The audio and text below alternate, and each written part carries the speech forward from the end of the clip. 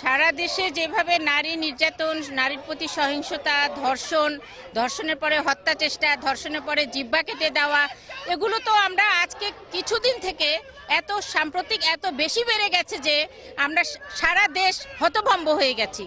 বিগত সময়গুলো তো এগুলো ঘটেছে, কোনোদিন এগুলো থেমে থাকেনি, কিন্তু আইনের সঠিক প্রয়োগ দেখিনি। আমরা বিচারহীনতার সংস্কৃতি দেখেছি, বিচারহীনতা দীর্ঘসূত্রিতা দেখেছি, থানায় থানায় হ্যারাসমেন্ট দেখেছি, মেডিকেল চেকআপে হ্যারাসমেন্ট দেখেছি, কোর্টে হ্যারাসমেন্ট দেখেছি, আমরা বিচার পাইনি।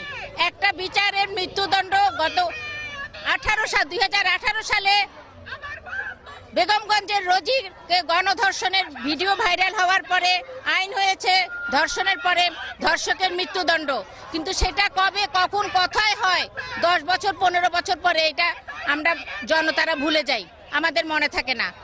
আমরা চাই, গতকাল আইন উপদেষ্টা বলেছেন ধর্ষণের তদন্ত কাজে 15 দিন আর 90 দিনের মধ্যে বিচার কার্য সম্পন্ন করতে হবে।